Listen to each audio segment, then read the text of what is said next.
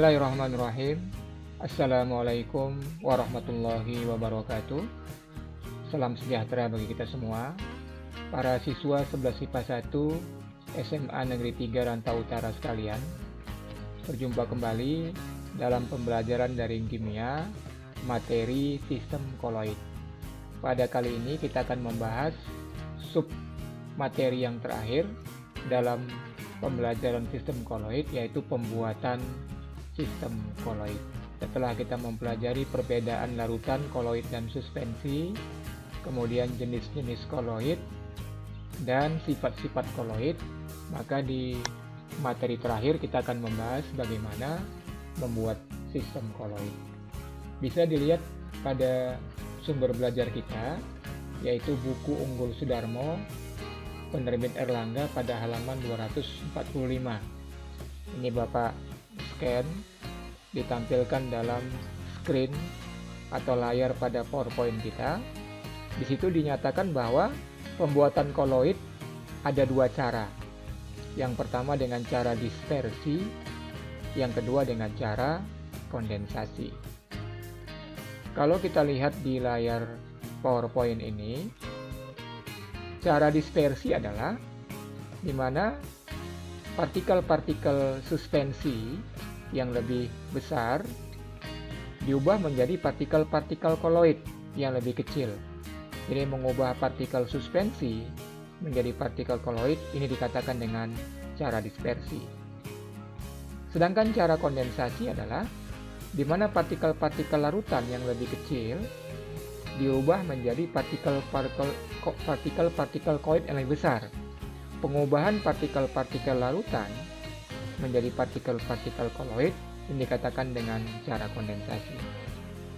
Atau kalau kita lihat dari segi ukuran, partikel-partikel larutan yang ukuran partikelnya lebih kecil dari 1 nanometer ini dibesarkan dengan berbagai jenis cara pembuatan koloid menjadi partikel-partikel koloid yang ukurannya sampai dengan 100 nanometer. Cara proses memperbesar partikel-partikel larutan menjadi koloid ini dinamakan dengan cara kondensasi. Sebaliknya, partikel-partikel suspensi yang ukurannya lebih besar, yaitu lebih besar dari 100 nanometer, maka partikel-partikel suspensi yang besar ini diperkecil dengan cara-cara pembuatan koloid menjadi partikel yang berukuran koloid 1 sampai dengan 100 nanometer. Cara ini dikatakan dengan cara dispersi. Untuk memperjelas penjelasan ini, maka kita bahas satu persatu. Yang pertama adalah cara dispersi. Cara dispersi adalah bagaimana cara mengubah partikel-partikel yang besar yang ukurannya di atas 100 nanometer dikatakan dengan suspensi, mengubah partikel-partikel kasar tadi menjadi partikel yang berukuran koloid, yaitu ukurannya 1 sampai dengan 100 nanometer. Ada 3 cara yang umum. Yang pertama adalah dengan cara mekanik. Cara mekanik ini dengan cara penggerusan, penggilingan, menggunakan alu atau mortal. Contohnya adalah pembuatan sol belerang. Belerang itu tidak larut dalam air. Maka untuk membuat sol belerang yang berukuran kasar, besar, maka akan digiling, digerus dengan dicampur dengan gula berkali-kali. Sehingga partikel gula dan belerang menjadi berukuran yang lebih kecil, baru kemudian dia didispersikan ke dalam air sehingga terbentuklah sel belerang. Belerang yang sulit dalam air, ketika dia bercampur dengan gula yang mudah larut dalam air, maka akhirnya akan terbentuk sol belerang, yaitu partikel terdispersinya padat, partikel pendispersinya cair. Kita lihat perbandingan di sini. Pada gambar yang sebelah kanan adalah belerang yang dilarutkan dalam air. Dapat terlihat belerang tidak larut dalam air, belerang berada pada permukaan air karena massa jenisnya lebih besar, sedangkan air berada di bawah yang memiliki massa jenis yang lebih kecil. Tidak terbentuk sistem koloid. Tetapi dengan mencampurkan dengan gula, kemudian digerus berkali-kali menjadi partikelnya lebih kecil, akhirnya dilarutkan dalam air, maka terbentuklah sol belerang. Sol belerang adalah partikel terdispersi belerang dibantu dengan gula sebagai campurannya, dan partikel pendispersinya adalah air. Cara yang kedua adalah cara peptisasi atau pemecahan, yaitu dengan jalan menambahkan zat pemeptisasi atau zat pemecah ke dalam endapan sehingga endapan itu pecah dan akan menjadi partikel-partikel koloid. Contohnya adalah agar-agar yang dipeptisasi atau yang dipecah oleh air. Jadi agar-agar itu kan terbuat dari serbuk ganggang laut. Ketika agar-agar dicampur dengan air, maka partikel-partikel agar-agar yang berwujud padat tadi dipecah menjadi partikel-partikel koloid. Kita lihat gambar yang ada di layar di sini. Yang warna kuning ini adalah air H2O yang akan menarik partikel-partikel terdispersinya yang di dalam adalah zat agar-agar tadi. Atau yang di sebelah kiri kita lihat H2O menarik partikel agar-agar sehingga terbentuklah sol agar-agar yang berada di sebelah kanan. Maka di sol agar-agar itu akan terlihat partikelnya menjadi lebih besar karena partikel-partikel agar-agar yang serbuk yang lebih kecil tertarik, dipecah ya oleh partikel air, maka terbentuklah sol agar-agar. Jadi cara peptisasi ini adalah di mana partikel-partikel zat padat kemudian dipecah oleh zat pemecah, maka akan terbentuklah agar-agar yang biasa kita konsumsi dalam kehidupan sehari-hari. Cara dispersi yang ketiga adalah cara busur beledik. Cara busur beledik ini biasanya dalam pembuatan sol logam atau dalam jenis koloid adalah sol padat. Digunakanlah elektroda logam. Jadi elektroda adalah batangan yang berarus listrik, diberi arus listrik sehingga ada kutub positif dan kutub negatif, kemudian dicelupkan ke dalam medium pendispersinya. Baru diberi arus listrik pada kedua ujungnya di kutub positif dan kutub negatif, maka akan terbentuklah sol logam. Ini misalnya pada pembuatan sol platinum, sol perak, emas, dan tembaga. Jadi cara busur beledik adalah bagaimana partikel-partikel besar padat logam diubah menjadi sol logam. Busur beledik ini sebenarnya memiliki dua cara yang terjadi secara umum, yaitu cara dispersi dan cara kondensasi. Tapi secara garis besar bisa kita nyatakan yang digunakan adalah cara dispersi karena partikel-partikel logam yang berwujud padat dengan partikel besar diubah menjadi partikel-partikel koloid yang berwujud lebih kecil daripada partikel-partikel logam sebelumnya. Nah, logam yang akan dijadikan koloid tadi ini dibuat sebagai elektroda.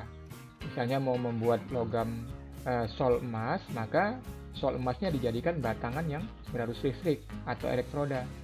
Kalau kita mau membuat sol tembaga, maka tembaga yang dijadikan sebagai elektrodanya. Kemudian elektroda logam tadi dicelupkan dalam medium pendispersinya.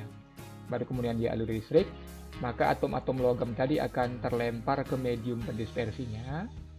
Ya, partikel-partikel logam emas, platina, tembaga tadi akan masuk ke medium pendispersi.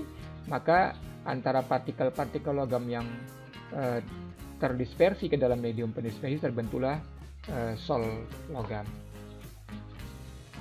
Setelah kita mempelajari cara dispersi, selanjutnya kita mempelajari bagaimana cara kondensasi. Cara kondensasi kebalikan daripada cara dispersi.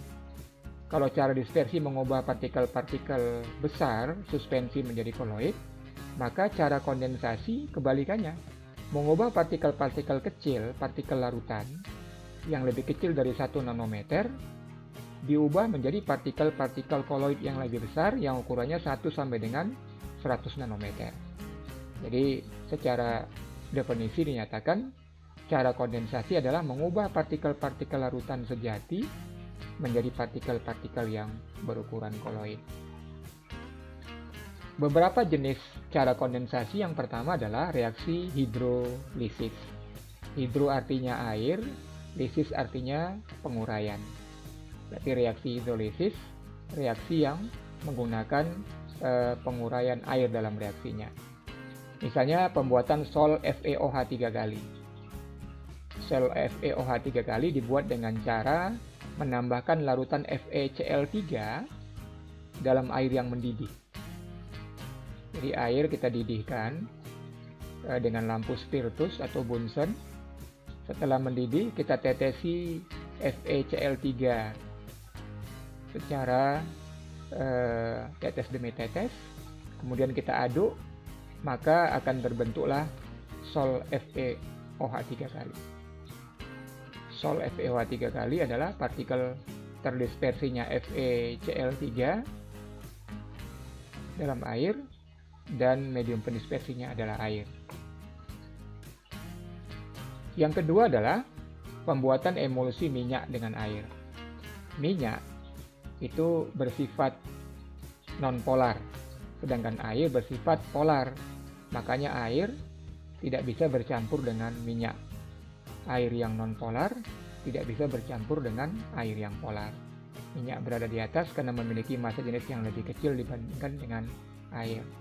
Akan tetapi jika kita tetesi dengan sabun, di mana sabun memiliki dua sisi, kepala dan ekor, satu sisi memiliki sisi yang bersifat polar, di sisi lain memiliki sisi yang bersifat nonpolar, maka sabun pada sisi nonpolar akan mengikat minyak, dan sabun pada sisi lain yang bersifat polar akan mengikat air. Sehingga air dengan minyak akan menyatu, dibantu oleh sabun sebagai emulgator. Emulsi minyak dan air terjadi jika diteteskan emulgator sabun. Jadi kita lihat gambar yang ada di sebelah kiri atas di sini. Air berada di bawah, minyak berada di atas, maka sabun yang mempersatukan antara air dengan minyak disebut sebagai emulgator atau emulsifier. Cara yang ketiga adalah cara redox atau reduksi dan oksidasi. Misalnya pembuatan sol emas. Di sini ada larutan AuCl3. Larutan AuCl3 kalau kita lihat bilangan oksidasi Au adalah positif 3. Maka dia diubah menjadi sol emas yang bilangan oksidasinya 0. Maka terjadi penurunan bilangan oksidasi dari positif 3 menjadi 0 atau reaksi reduksi. Nah, produksinya adalah atau agen produksinya atau reduktornya adalah SnCl2, timah 2 klorida. Jadi bagaimana membuat sol logam dengan menggunakan reaksi redoks dengan menggunakan zat pereduksi atau reduktor. Pada reaksi yang di bawah dapat kita lihat di sini membuat sol emas masih dengan larutan AuCl3, tapi produksinya adalah formaldehid. Beberapa reduktor atau agen produksi antara lain adalah formaldehid, fenilhydrazin, hidrogen peroksida, dan stannum klorida. Cara yang keempat adalah cara penggantian pelarut. Misalnya dalam pembuatan gel kalsium asetat. Kalsium asetat ini larut dalam air, tapi sukar larut dalam alkohol. Makanya harus diganti pelarutnya. Maka kalium asetat dilarutkan dulu dalam air, setelah larut, baru kemudian dicampurkan dengan alkohol. Karena air larut dalam alkohol, sehingga air yang telah dilarutkan dengan kalsium asetat akan larut ke dalam alkohol, akan tetapi nanti akan terbentuklah gel kalsium asetat. Jadi pembuatan gel kalsium asetat ini, gel itu sol semi padat namanya, itu dari larutan jenuh kalsium asetat atau CH3COO2 kali Ca yang dicampur dengan pelarut C2H5OH atau kita sebut dengan alkohol. Jadi kita lihat di gambar di sini, ya ditambahkan dicampurkan antara alkohol dengan kalsium asetat sehingga mengganti pelarut air. Jadi kalsium asat ini sukar larut dalam alkohol, maka dilarutkan dulu dalam air, baru dilarutkan dalam alkohol, akan terbentuk gel yang semi padat. Kita lihat pada gambar yang sebelah kanan, sudah mulai terbentuk di sini gel kalsium asat yang semi padat. Setelah ditambahkan campuran kalsium asat dengan air dengan alkohol. Yang kelima adalah cara dekomposisi ganda. Contohnya sel arsenit sulfida. Membuat sel arsenit sulfida atau AS2S3 itu bisa diperoleh dengan melewatkan gas hidrogen sulfida melalui larutan dingin arsenit oksida dalam air. Ya, larutan arsenit oksida dalam air itu dalam bentuk H3ASO3. Jadi H3ASO3 ini dilewatkan dia dengan gas H2S, maka nanti akan terbentuk AS2S3 atau arsenit sulfida yang dalam bentuk koloid. Demikianlah cara-cara pembuatan koloid, cara dispersi dan cara kondensasi. Para siswa 11 IPA 1 sekalian, maka pada pembelajaran kita dalam pembuatan sistem koloid akan Bapak beri tugas. Bentuk soal yang pertama adalah tuliskan pengertian dari cara dispersi dan cara kondensasi. Jadi tuliskan apa pengertian cara dispersi dan apa pengertian cara kondensasi. Kemudian tuliskan cara dispersi itu ada 3 jenis, apa saja. Demikian juga cara kondensasi ada 3 jenis prosesnya, apa saja. Jadi yang diminta 3 saja, 3 jenis cara dispersi dan 3 jenis cara kondensasi. Yang kedua, lengkapi tabel berikut dengan menuliskan cara pembuatan koloid berupa cara dispersi atau cara kondensasi serta pengertiannya. Jadi ditentukan misalnya pada tabel yang pertama jenis pembuatan peptisasi. Tentukan termasuk dispersi atau kondensasi. Kalau dispersi maka tulis cara dispersi. Kalau peptisasi merupakan kondensasi maka tulis cara kondensasi. Lalu tuliskan pengertian daripada cara peptisasi tadi. Dengan cara yang sama, isi juga tabel nanti untuk yang busur bledik, hidrolisis dan penggantian pelarut. Soal yang ketiga adalah tuliskan prosedur kerja dalam pembuatan koloid berikut. Jadi bagaimana prosedur kerja membuat sol belerang, membuat sol agar-agar, membuat sol FeOH 3 kali, membuat emulsi minyak dan air, dan membuat gel kalsium asetat. Bisa dicari dalam sumber belajar kita, buku-buku yang ada, dan dicari dari media-media lainnya. Bapak pikir demikian pembelajaran kita, dan Bapak harapkan tagihan pembelajaran bisa dikumpulkan sebelum deadline waktu yang akan Bapak sampaikan di Google Classroom nanti. Gunakan sumber belajar yang ada, baik dari media tertulis ataupun media online yang ada di internet, dan Bapak tunggu pengumpulan tugasnya di Google Classroom. Terima kasih atas semangat belajarnya, dan tetap semangat belajar. Assalamualaikum warahmatullahi wabarakatuh, dan salam sejahtera bagi kita semua.